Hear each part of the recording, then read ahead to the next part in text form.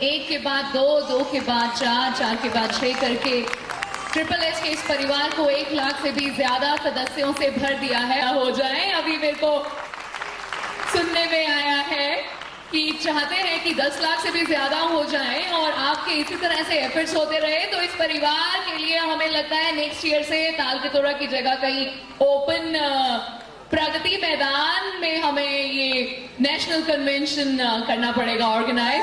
Very big hand, जोरदार तालियों के साथ। Thank you so much.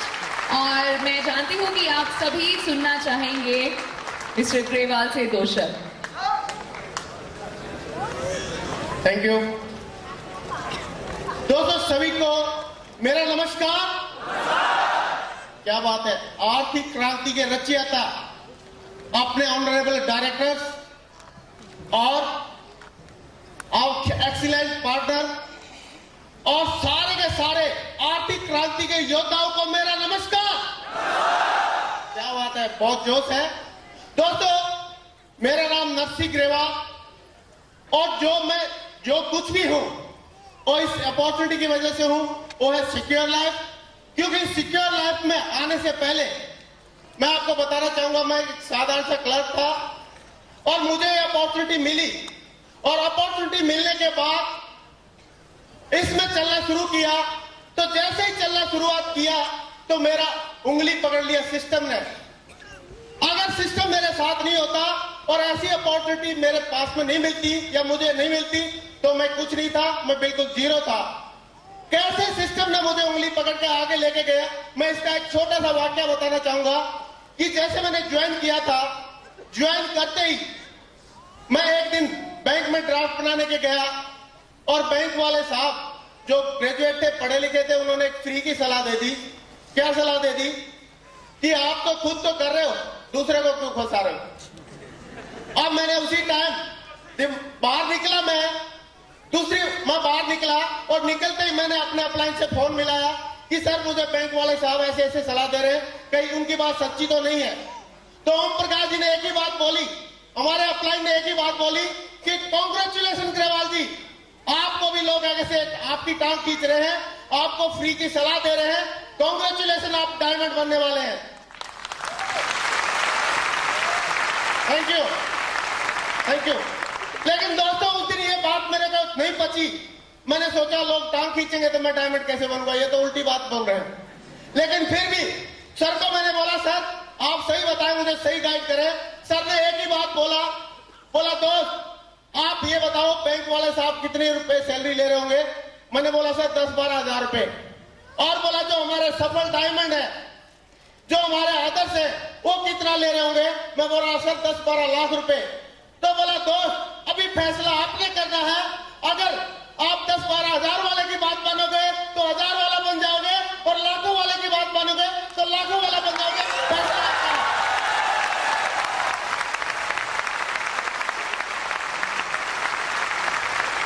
Thank you, thank you.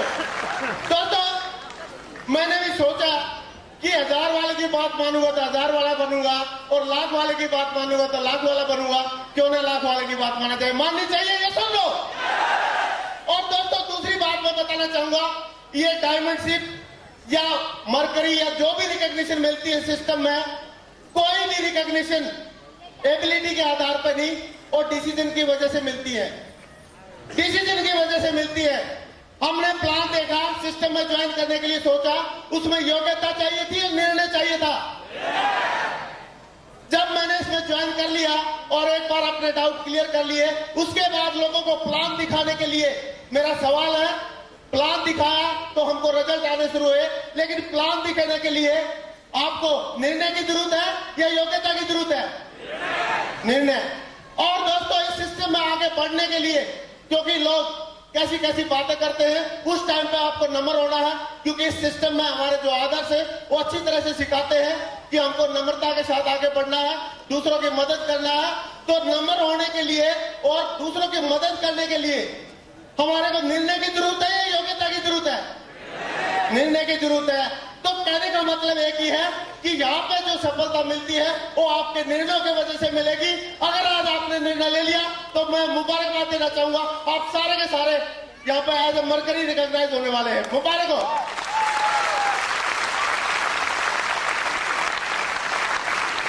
Thank you. तो एक बात और मैं ऐड करना चाहूंगा, क्योंकि हमारे आदर्श लोगों ने, गुरु लोगों ने सारी चीजें कवर कर ली है, लेकिन फिर भी मैं एक बात जरूर ऐड करना चाहूंगा कि दोस्तों, आप अपने ऊपर विश्वास करना सीख लो, दुनिया तो आपके ऊपर विश्वास करना सीख जाएगी। क्योंकि अगर आप अपने ऊपर विश्वास नहीं करोगे तो दुनिया विश्वास कर पाएगी, और हम अपने ऊपर विश्वास करेंगे तो आज नहीं कल दुनिया विश्वास करेगी। दोस्तों, विश्वास का खेल है पूरा का पूरा इस दुनिया में, और विश्वास अगर हमने अपने ऊपर कर लिया तो सारी दुनिया हमारा विश्वास करना शुरू कर देगी। इसका मैं छोटा एक एग्जांपल देना चाहूंगा, बताना चाहूंगा कि कई लोग अपने ऊपर विश्वास नहीं कर पाते और कहीं न कहीं भ्रम में रह जाते हैं।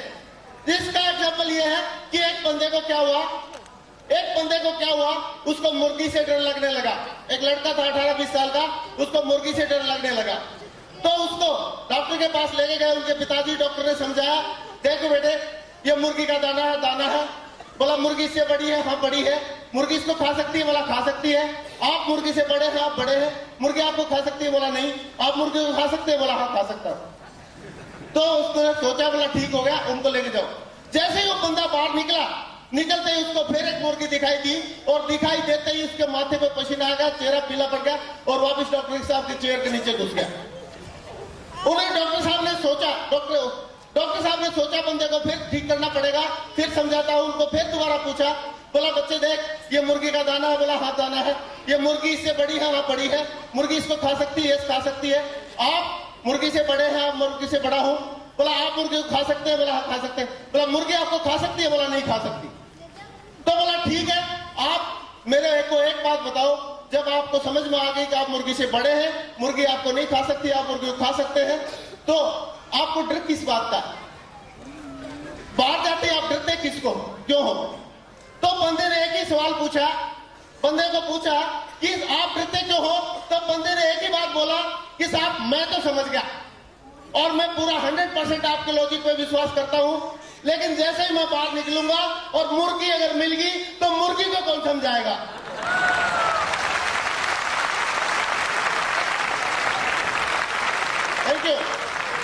Thank you. तो सिर्फ एक बात है, आप अपने ऊपर कॉन्फिडेंस कर लो, मुर्गी को समझाने की जरूरत नहीं है, वो अपने आप समझी है, लॉजिक है। अगर आप प्लान दिखाओगे तो अपने आप समझ जाएंगे लोग। सही है, ये सब लोग। दोस्तों, एक बात और, भगवान सभी को रोल देता है, किस रोल में हमारे को उतारा है वो रोल हमको पूरा करना चाहिए। एक भगवान के भगत थे, उन्होंने जंगल में गए, उन्होंने देखा कि भगवान किसी की मदद नहीं करता, लेकिन अचानक देखा एक हिरण के ऊपर शेर झपटा। शेर ने आधा खाया और आधा छोड़ दिया। एक बूढ़ी लोमड़ी उठी और उसने जाके आधे बचे हुए हिरण को खा लिया। उसने बोला यार ये तो भगवान तो करता है सचमुच मदद लोगों की, मैं भी जाके चुपचाप बैठ जाता हूँ। उसने चुपचाप बैठ गया तो 1 दिन 2 दिन 3 दिन 4 दिन तक भगवान ने उसके पास कुछ खाने के लिए नहीं भेजा। तो उसने भगवान की अरदास की और उनसे कंप्लेन की कि भगवान आपने लोमड़ी को तो आपने हिरण का मांस दिला दिया, लेकिन मेरे के लिए खाने के लिए कुछ भी नहीं भेजा, जबकि मैं आपका भगवान का भगत भी हूं। तो भगवान ने एक ही बात बोला कुछ लोगों को मैं इस दुनिया में लोमड़ी के रूप में या लोमड़ी के रोल में भेजता हूं, कुछ लोगों को शेर के रोल में भेजता हूं। बेटे आप शेर है, लोमड़ी नहीं, और अगर लोमड़ी नहीं है तो आपको शेर की तरह शिकार करके अपना रोल निभा करना चाहिए। और मुझे पूरा यकीन है, इस स्टोरी से शिक्षा मिलती है, मुझे पूरा यकीन है कि आज इस स्टेडियम में जितने भी लोग बैठे हैं सारे के सारे शेर हैं, एक भी लोमड़ी नहीं है। मुबारक हो।